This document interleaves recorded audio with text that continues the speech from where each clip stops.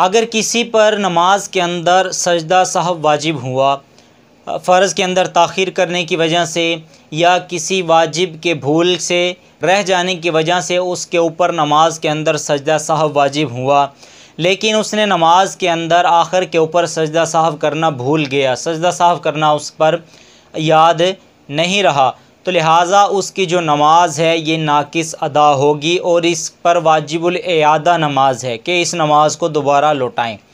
तो अब यहाँ पर एक बात समझ लें कि अब ये जो वाजिबुल इआदा का लफ्ज़ जो इस्तेमाल किया जाता है कि नमाज को दोबारा लौटाएं, तो लिहाजा जो पहले फ़र्ज़ अदा हुए हैं वो नाकिस अदा हुए हैं। लिहाजा अगर कोई शख्स दोबारा अदा ना करे तो उसके ज़िम्मे से फ़र्ज़ साकित हो गया।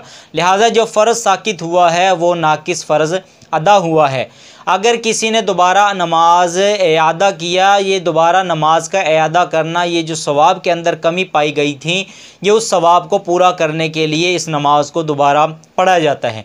इसीलिए कहा जाता है कि अगर किसी शख्स ने नमाज पढ़ी और उसने सजदा सहव करने की अदा ना करने की वजह से वाजिबुल इआदा थी तो दोबारा नमाज को लौटाया। अगर इमाम साहब ने मगरिब की नमाज़ है, कोई सी भी नमाज़ है, उसके अंदर गलती की और गलती करने की वजह से अब वो दोबारा जमात के साथ नमाज़ पढ़ रहे हैं और अब दोबारा जो नमाज की जमात के साथ नमाज़ पढ़ रहे हैं, तो अब ये जो दोबारा नमाज पढ़ना है ये नफल कहलाएगी, फ़र्ज़ नहीं कहलाएगी। अलबत्ता नियत ये फ़र्ज़ की करेंगे लेकिन ये फ़र्ज़ नहीं होगा बल्कि ये नफल नमाज होगी।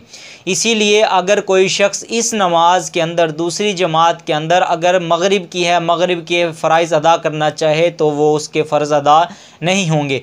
किसी भी वक्त की नमाज है अगर दोबारा पढ़ी जा रही है, गलती होने की वजह से दोबारा पढ़ी जा रही है, तो वो नफल है, फ़र्ज़ नहीं है। ये सिर्फ जो सवाब के अंदर कमी पाई गई थी, हो गई थी, उसको पूरा करने के लिए है। लिहाजा अगर इस नमाज के अंदर दोबारा पढ़े जाने वाली नमाज के अंदर कोई शख्स उस वक्त की नमाज के फ़राइज़ अगर आकर पढ़ना चाहे तो वो फ़राइज़ नहीं पढ़ सकता। अगर किसी ने फ़र्ज़ पढ़ लिए, फ़र्ज़ की नीयत करते हुए इमाम के साथ आकर फ़र्ज़ पढ़ लिए, तो लिहाजा उसके ज़िम्मे से फ़र्ज़ साकित नहीं होंगे, वो उसकी नफल नमाज रहेगी और फ़र्ज़ उसके ज़िम्मे वाजिब रहेंगे। दोबारा अपनी नमाज फ़र्ज़ वो पढ़ेगा।